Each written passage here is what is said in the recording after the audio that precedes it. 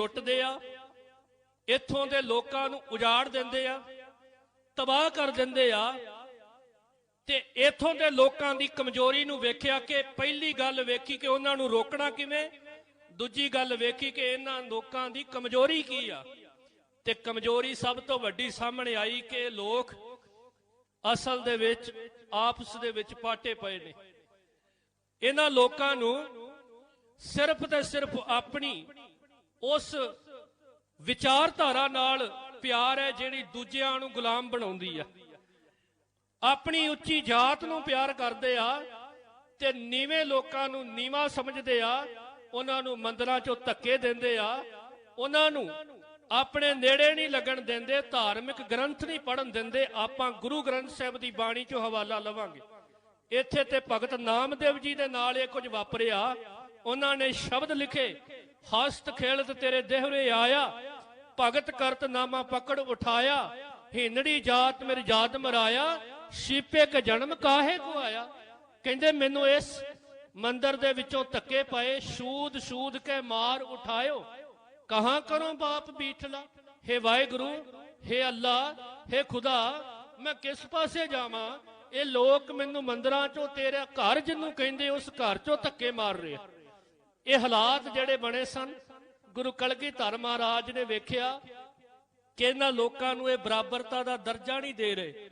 साहब ने एक प्रण कीता, आख्या मैं इन्हां दे अंदर इहो जी अणख जगावांगा, इन्हां नूं खंडे दी पौल दियांगा, इन्हां नूं बराबर कर दियांगा, इन्हां दे जीवन विच अणख भर दियांगा।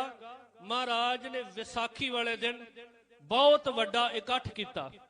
उहदे विच पहाड़ी राजे इस करके नहीं आए क्योंकि उन्हां दा सब तो वड्डा सब तो पहला सवाल सी कि जे तुसी सानू इन्हां दे कोल बिठा के तुसी खंडे दी पौल दिओगे, असीं खंडे दी पौल नहीं लवांगे।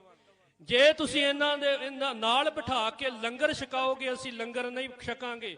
ये लोग नीवे ने, इन्हां लोकां नूं धर्म दी आज़ादी कोई नहीं, धर्म पढ़न दी आज़ादी कोई नहीं। इन्हां लोकां नूं शूद्र किया है ते नीवी जात दे ने, असीं इन्हां नाल बैठ नहीं सकदे। तुसीं आप सोच के वेखो।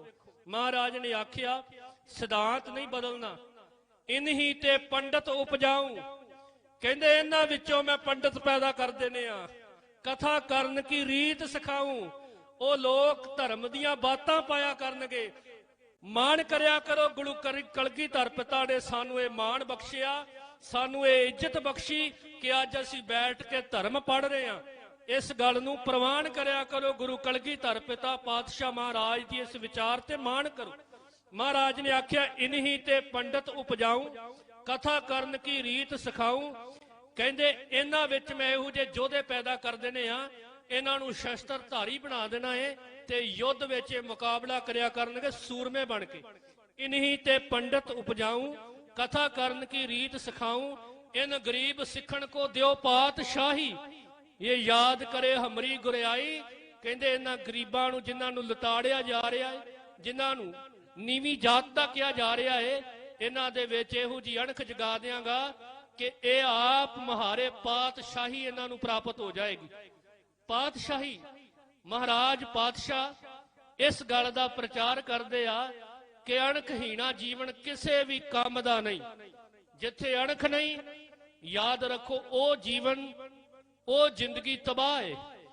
गुरु बाबे नानक महाराज वास्ते भाई गुरदास जी शब्द वरतते आ सिंह गर्जन। असी गुरु बाबे नूं इस वर्गा पेश ही नहीं कर पाए। बाबर वर्गियां दे सामने महाराज जाके उन्हां नूं जाबर कहंदे आ ते बाबर एक बारी हैरान रह जांदा है।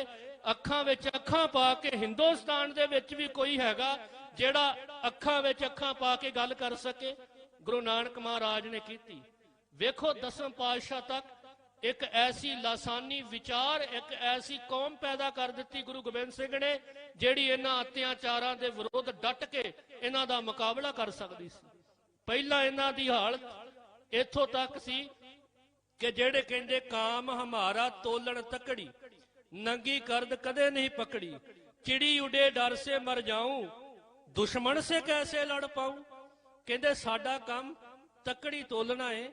साडा असीं ते चिड़ी उड़ जाए ओदे फर फर तो भी कंब जांदे, चिड़ी उड़ जाए ओदे फर फर तो भी जेड़ा डर जांदे। चिड़ी उड़े डर से मर जाऊं, दुश्मन से कैसे लड़ पाऊं। महाराज ने वेख्या इन्हां दे अंदर अणख जगाउणी पैणी है।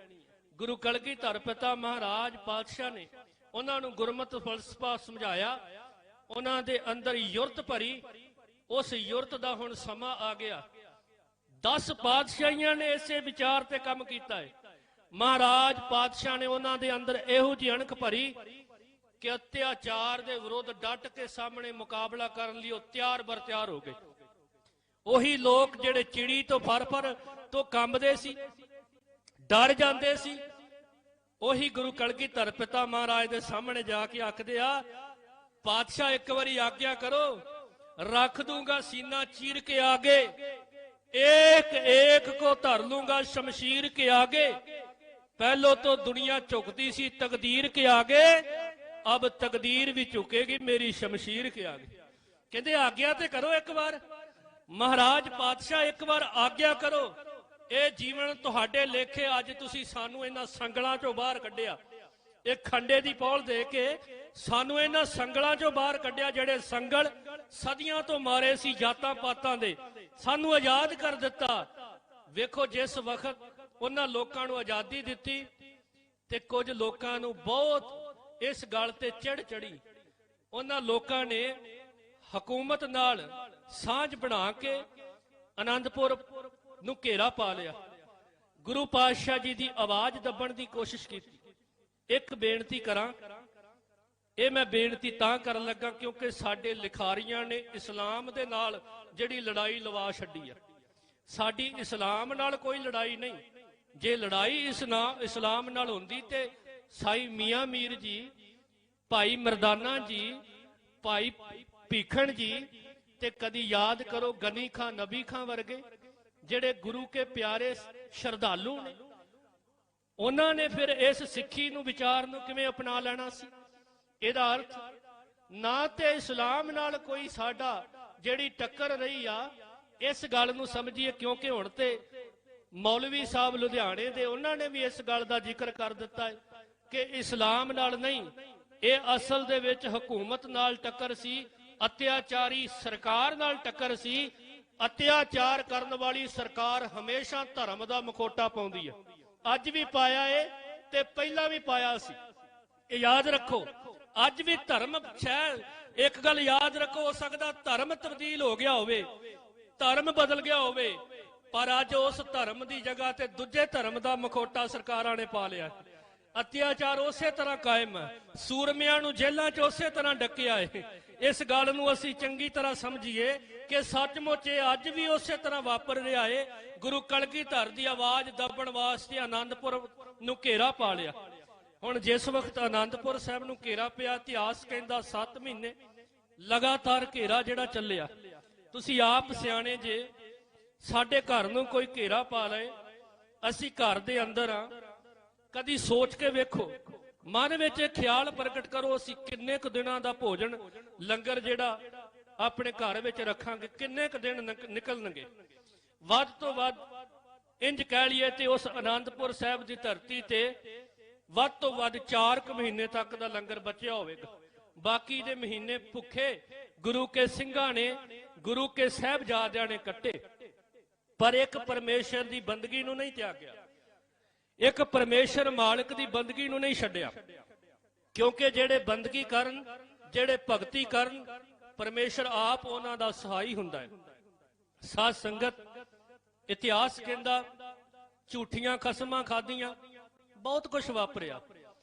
महाराज पातशाह जी कसमां दे उत्ते कदी विश्वास नहीं करते, पर जिस वक्त औरंगजेब ने कुरान शरीफ भेजी आ, वेखो गुरु कलगीधर पिता दा दूसरे दे धार्मिक ग्रंथ प्रति आदर। आखिया हुण इन्हां ने अपने धार्मिक ग्रंथ दी कसम खाधी आ। बेशक इन्हां दी खाधी कसम ते सानू भरोसा नहीं, विश्वास नहीं, पर हुण असीं इस आनंदपुर दी धरती नूं छड्डांगे। ਉਹਦਾ एक कारण है कि रहिंदी दुनिया तक किते लोग ये ना कहन कि गुरु कलगीधर ने कुरान शरीफ रूपी ग्रंथ का आदर नहीं किया। महाराज आदर करते हैं, क्योंकि सतगुरु ते बाणी दे विच एक गल पढ़दे, असीं पढ़दे हां, वेद कतेब कहो मत झूठे, ਝੂਠਾ ਜੋ ਨਾ ਵਿਚਾਰੇ। ਝੂਠਾ ਉਹ ਆ ਜਿਹੜਾ ਇਹਨਾਂ ਧਾਰਮਿਕ ਗ੍ਰੰਥਾਂ ਨੂੰ ਪੜ੍ਹ ਕੇ ਵਿਚਾਰ ਕੇ ਜੀਵਨ 'ਚ ਨਹੀਂ ਢਾਲਦਾ। ਇਹ ਗ੍ਰੰਥ ਝੂਠੇ ਨਹੀਂ, ਇਹ ਤਾਂ ਪਰਮੇਸ਼ਰ ਦੀਆਂ ਬਾਤਾਂ ਪਾਉਂਦੇ ਆ। ਸਾਧ ਸੰਗਤ, ਮਹਾਰਾਜ ਪਾਤਸ਼ਾਹ ਜੀ ਨੇ ਅਨੰਦਪੁਰ ਸਾਹਿਬ ਛੱਡਿਆ। ਅਸੀਂ ਇੱਕ ਗੱਲ ਨੋਟ ਕਰੀਏ ਕਿ ਜਦੋਂ ਕਾਫਲਾ ਤੁਰਿਆ ਹੈ ਅਨੰਦਪੁਰ ਸਾਹਿਬ ਦਾ, ਮਹਾਰਾਜ ਅੱਗੇ ਲੱਗ ਕੇ ਨਹੀਂ ਤੁਰੇ। ਸਤਿਗੁਰੂ ਮਹਾਰਾਜ ਨੇ ਸਭ ਤੋਂ ਪਹਿਲਾਂ 5 ਪਿਆਰੇ ਅੱਗੇ ਲਾਏ। ਇਹ ਕਾਫਲਾ 5 ਪਿਆਰਿਆਂ ਦੇ ਰਾਹੀਂ ਨਿਕਲਿਆ ਹੈ। ਉਸ ਤੋਂ ਪਿੱਛੇ ਵਿਚਕਾਰ ਛੋਟੇ ਸਾਹਿਬਜ਼ਾਦੇ ਬਿਰਧ ਮਾਤਾ, ਮਾਤਾ ਗੁਜਰ ਕੌਰ, 85 ਸਾਲ ਉਮਰ ਸੀ ਮਾਤਾ ਦੀ। ਬਿਰਧ ਮਾਤਾ, ਮਾਤਾ ਗੁਜਰ ਕੌਰ ਗੁਰੂ ਕੇ ਮਹਿਲ ਤੇ ਨਾਲ ਛੋਟੇ ਸਾਹਿਬਜ਼ਾਦੇ ਇਹ ਵਿਚਕਾਰ ਨੇ। ਤੇ ਸਭ ਤੋਂ ਪਿੱਛੇ ਗੁਰੂ ਕਲਗੀਧਰ ਪਿਤਾ ਮਹਾਰਾਜ ਬਾਬਾ ਜੁਝਾਰ ਸਿੰਘ, ਉਸ ਤੋਂ ਪਿੱਛੇ ਸਾਧ ਸੰਗਤ ਬਾਬਾ ਅਜੀਤ ਸਿੰਘ, ਕਿਉਂਕਿ ਗੁਰੂ ਕਲਗੀਧਰ ਮਹਾਰਾਜ ਜਾਣਦੇ ਆ ਕਿ ਹਮਲਾ ਪਿੱਛੋਂ ਹੋਣਾ ਹੈ। ਹਮਲਾ ਜਿਹੜਾ ਹੋਣਾ ਉਹ ਪਿੱਛੋਂ ਹੋਣਾ ਹੈ। ਇਸ ਕਰਕੇ ਮਹਾਰਾਜ ਆਪਣੇ ਪੁੱਤਰਾਂ ਨੂੰ ਲੁਕਾ ਕੇ ਨਹੀਂ ਖੜਨਾ ਚਾਹੁੰਦੇ। ਸਾਧ ਸੰਗਤ, ਫਿਰ ਅਸੀਂ ਸਾਰਾ ਜਾਣਦੇ ਆ ਸਰਸਾ ਨਦੀ ਲਾਗੇ ਪਰਿਵਾਰ ਦਾ ਵਿਛੋੜਾ, ਉੱਥੇ ਜੰਗ ਵੀ ਹੋਈ। ਗੁਰੂ ਕਲਗੀਧਰ ਪਿਤਾ ਨੇ ਆਪਣੇ ਇਸ ਆਨੰਦਪੁਰ ਨੂੰ ਛੱਡਣ ਤੋਂ ਬਾਅਦ ਪਹਿਲਾ ਵਿਛੋੜਾ ਆਨੰਦਪੁਰ ਸਾਹਿਬ ਦਾ। ਸਾਰੇ ਰਾਹ ਫਿਰ ਵਿਛੋੜਾ ਹੀ ਚੱਲਿਆ, ਸਾਰੇ ਰਾਹ ਸਾਧ ਸੰਗਤ ਫਿਰ ਵਿਛੋੜਾ ਹੀ ਚੱਲਿਆ। ਆਨੰਦਪੁਰ ਦੇ ਵਾਸੀਆਂ ਨਾਲ ਵਿਛੋੜਾ, ਆਨੰਦਪੁਰ ਸਾਹਿਬ ਨਾਲ ਵਿਛੋੜਾ, ਸਰਸਾ ਨਦੀ ਲਾਗੇ ਗੁਰੂ ਕੇ ਪਿਆਰੇ ਸ਼ਹੀਦ ਹੋ ਗਏ, ਉੱਥੇ ਵਿਛੋੜਾ। ਉੱਥੇ 3 ਹਿੱਸਿਆਂ 'ਚ ਪਰਿਵਾਰ ਵੰਡਿਆ ਗਿਆ।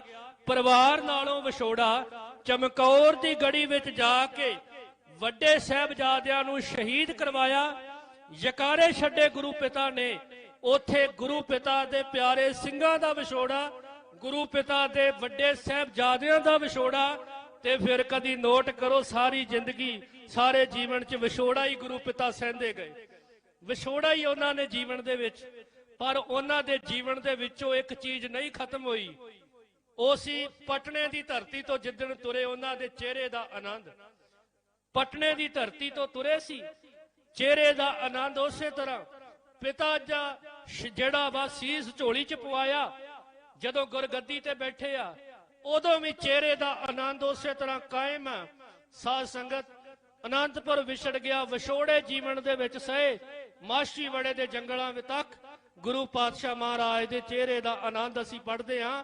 ਮਹਾਰਾਜ ਨੇ ਇੱਕ ਚੀਜ਼ ਨਹੀਂ ਤਿਆਗੀ, ਪਤਾ ਕਿਹੜੀ?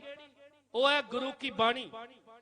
ਜਦੋਂ ਆਪਾਂ ਪੜ੍ਹਦੇ ਹਾਂ ਇਤਿਹਾਸ 'ਚ, ਕਦੀ ਇਸ ਗੱਲ ਨੂੰ ਨੋਟ ਕਰੋ, ਮਹਾਰਾਜ ਗੁਰੂ ਕਲਗੀਧਰ ਪਿਤਾ ਮਹਾਰਾਜ ਜਦੋਂ ਤੁਰਨ ਲੱਗਦੇ ਆ ਉਦੋਂ ਪਰਮੇਸ਼ਰ ਦੀਆਂ ਉਸ ਅੰਮ੍ਰਿਤ ਵੇਲੇ ਬਾਤਾਂ ਪਾਉਂਦੇ ਆ। ਤੇ ਉਸ ਤੋਂ ਬਾਅਦ ਸਾਧ ਸੰਗਤ ਅਸੀਂ ਪੜ੍ਹਦੇ ਆ ਸਰਸਾ ਨਦੀ ਲਾਗੇ ਜਾ ਕੇ ਵੀ ਉਹਨਾਂ ਨੇ ਬਾਣੀ ਨੂੰ ਨਹੀਂ ਤਿਆਗਿਆ। ਉਸ ਤੋਂ ਬਾਅਦ ਚਮਕੌਰ ਦੀ ਗੜੀ ਦੇ ਵਿੱਚ ਰਾਤ ਕੱਟੀ ਆ। ਉੱਥੇ ਰਾਤ ਕੱਟਣ ਤੋਂ ਬਾਅਦ ਵੀ ਗੁਰੂ ਪਾਤਸ਼ਾਹ ਨੇ ਬਾਣੀ ਨੂੰ ਨਹੀਂ ਛੱਡਿਆ। ਉੱਥੇ ਗੁਰੂ ਕਿਆ ਸਿੰਘਾਂ ਨਾਲ ਬੈਠ ਕੇ ਉਸ ਪਰਮੇਸ਼ਰ ਮਾਲਕ ਦੀਆਂ ਬਾਤਾਂ ਪਾਈਆਂ। ਸੋਦਰ ਦੀ ਬਾਣੀ ਪੜ੍ਹੀ ਗਈ। ਮਾਛੀਵਾੜੇ 'ਚ ਦੀਵਾਨ ਸਜਾਏ, ਉੱਥੇ ਮਾਛੀਵਾੜੇ ਕੱਲੇ ਬੈਠੇ ਗੁਰੂ ਪਾਤਸ਼ਾਹ ਮਹਾਰਾਜ ਨੇ, ਯਾਦ ਰੱਖੋ, ਨਿਤਨੇਮ ਕੀਤਾ, ਪਰਮੇਸ਼ਰ ਦੀਆਂ ਬਾਤਾਂ ਪਾਈਆਂ। ਉਹਨਾਂ ਨੇ ਪਰਮੇਸ਼ਰ ਦੀਆਂ ਬਾਤਾਂ ਨੂੰ ਨਹੀਂ ਛੱਡਿਆ। ਤੇ ਪਰਿਵਾਰ ਵਿਛੜ ਗਿਆ। ਕਦੀ ਮੈਂ ਇੱਕ ਬੇਨਤੀ ਕਰਾਂ, ਪਰਿਵਾਰ ਦੇ ਵਿੱਚੋਂ ਬਿਰਧ ਮਾਤਾ, ਮਾਤਾ ਗੁਜਰ ਕੌਰ ਜੀ, ਸਾਧ ਸੰਗਤ 85 ਸਾਲ ਉਮਰ, 7 ਤੇ 9 ਸਾਲ ਦੇ ਪੋਤਰਿਆਂ ਨੂੰ ਨਾਲ ਲੈ ਕੇ ਨੰਗੇ ਪੈਰੀ ਸਰਸਾ ਨਦੀ 'ਚ ਆਏ। ਹੜ੍ਹ ਤੇ ਸਰਸਾ ਨਦੀ ਲਾਗੇ ਹੋਈ ਜੰਗ ਨੇ ਉਹਨਾਂ ਦੀਆਂ ਜੁੱਤੀਆਂ ਨੂੰ ਖੋਲਿਆ।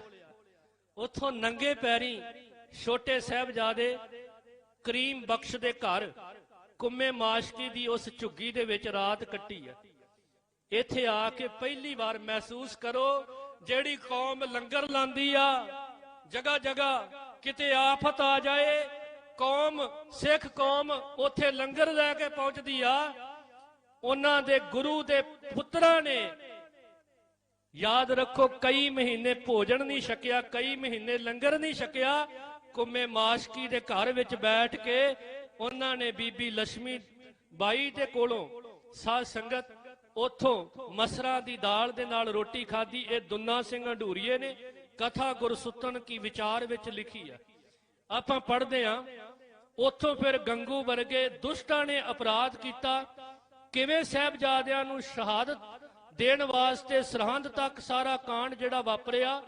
ਇੱਕ ਮੈਂ ਬੇਨਤੀ ਕਰਾਂ, ਗੁਰੂ ਗੋਬਿੰਦ ਸਿੰਘ ਮਹਾਰਾਜ ਬਾਰੇ ਕਵੀ ਅੱਲਾ ਯਾਰ ਖਾਂ ਜੋਗੀ ਇੱਕ ਗੱਲ ਲਿਖਦਾ ਹੈ। ਪਤਾ ਕੀ ਲਿਖਦਾ ਹੈ? ਕਹਿੰਦਾ 4 ਪੁੱਤਰ ਸ਼ਹੀਦ ਹੋ ਗਏ, ਪਿਆਰੇ ਸਿੰਘ ਸ਼ਹੀਦ ਹੋ ਗਏ, ਪਰ ਗੁਰੂ ਪਾਤਸ਼ਾਹ ਦੇ ਜੀਵਨ ਦਾ ਆਨੰਦ ਨਹੀਂ ਮਿਟਿਆ। ਕਟਵਾ ਕੇ ਚਾਰੋਂ ਪਿਸਰ, एक आंसू ना गिराया, रुतबा गुरु गोविंद ने ऋषियों का बढ़ाया। बस एक हिंद में तीर्थ है यात्रा के लिए। ए हिंदुस्तान के लोगो एक गल पल्ले बन लो, ए धरती नूं तुसी तीर्थां दी धरती कहंदे जे।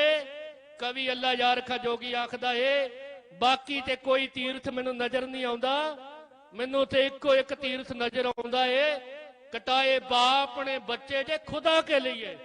जिस परमेश्वर वास्ते, जिस सच वास्ते, जिस सूरज नूं मगदा रहन वास्ते गुरु पातशाह महाराज ने अपने पुत्रां नूं शहीद करवा लिया, पर एक अथरू तक नहीं डिगण देता। एक अथरू नहीं अख दे विचों डिग्या। कटवा के चारों पिसर, एक आंसू ना गिराया, रुतबा गुरु गोबिंद ने ऋषियों का बढ़ाया। बस एक हिंद में तीर्थ है यात्रा के लिए, कटाए बाप ने बच्चे जे खुदा के लिए। एक बेनती करा, साध संगत समय की समाप्ति आ, मैं ये बेनती करके समाप्ति कर देनी। ये जिहड़ी जंग सी ना, ये विचारधारा की जंग है ते अज भी चल रही है। एक किताब लिखी है साडी कौम ने, वो किताब बड़ी वंडी, लाला दौलत राय आर्या ने उर्दू च किताब लिखी सी, सवान उमरी गुरु गोबिंद सिंह। साध संगत वो किताब गुरु गोबिंद सिंह महाराज पातशाह के प्रति वो विचार गुरु गोबिंद सिंह का सही जीवन नहीं पेश करती, पर प्रचारकों ने, विचारकों ने उस किताब नूं बहुत वंडिया। वो क्यों नहीं सही पेश करती?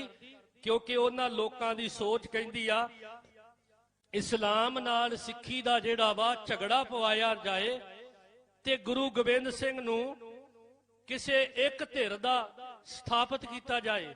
जेड़े गुरुदेव ये स्नेहा दिंदे आ, मानस की जात सब एके पहचानबो, उस गुरुदेव दे जीवन नूं उसने याद रखो अपने ढंग नाल लिखिया। बेशक हर एक दी अपनी फितरत है, उन्हें सिफत बड़ी की। उन्हें आख्या इस भारत की धरती के उत्ते ना तो कोई होर व्यक्ति उठ के ये युरत कर सकिया, ना कोई देवी देवता ये युरत कर सकिया, ना कोई पैगंबर इथों का युरत कर सकिया कि जिहड़ा इन्हां लोकां नूं बराबर कर सके। एक गुरु कलगीधर पिता ही सी जिन्हें इन्हां लोकां नूं बराबरता का दर्जा दिता, इन्हां नूं अणख इन्हां दे अंदर जगाई। इस करके मैं बेनती करां, जदों गुरु इतिहास पढ़ो, अखां खोल के पढ़िए, जदों गुरु इतिहास का प्रचार करिए, एक चीज अपने जीवन दे विच वसा लो। मैं 3 चीज़ां कह के समाप्ति करन लगा। कौम दे कोल 3 चीज़ां होणियां बड़ियां जरूरी है। पहला, एक गल याद रखो कि जेड़े पैगंबरां ने जेड़ा उपदेश दृढ़ करवाया हुंदा, उस उपदेश नूं हूबहू उसे तरह प्रचारना, उसे तरह रखना जिवें साडे गुरुदेव गुरु ग्रंथ साहिब महाराज सानू उपदेश रूप विच फलसफा दिता है। दूजी चीज याद रखो, अपना इतिहास जिस तरह का इतिहास रचिया होवे उसे तरह का इतिहास पेश करना। तीसरी चीज तुहाडी भाषा। ये 3 चीज़ां एक कौम नूं जिउंदे रखदियां ने। जे तुहाडी भाषा नहीं, जे तुहाडा उस रूप का इतिहास नहीं, जे तुहाडे कोलों फलसफा नहीं रहा, जिस फलसफे दे वास्ते तुहाडे पैगंबरां ने शहादतां दित्तियां, गुरुआं ने अपनियां कुर्बानियां दे के, अपने परिवारां दीयां कुर्बानियां दे के उस फलसफे नूं बचाउण दी कोशिश कीती आ। जे 3 चीज़ां नहीं ते ओह कौम संसार तो मिट जांदी आ।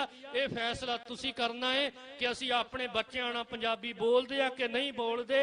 ये फैसला तुसीं करना है कि इतिहास नूं गुरमत की निगाह राही वेख के पढ़ते हैं कि नहीं पढ़ते। ये फैसला तुसी करना है कि गुरु ग्रंथ साहिब की बाणी की सही विचार असी करते हैं कि नहीं करते।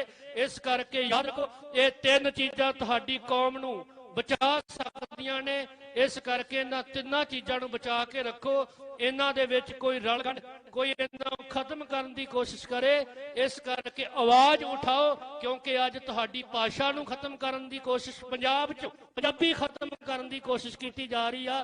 उत्थों जम्मू दे विच भी ये जिहड़ियां विचारां चल रहीआं, जे अज ना उठे ते रहिंदा जिहड़ा सुनेहा याद रखो, अज ना उठे ते कुछ नहीं कर सकते। इस करके अपने बच्चों नाल पंजाबी बोलो, अपने बच्चों नूं वो सही रूप दे विच जिहड़ा इतिहास रचिया वो दसो, ते गुरमत फलसफा आप पढ़ो ते आप उस फलसफे नूं जीवन च कमाओ।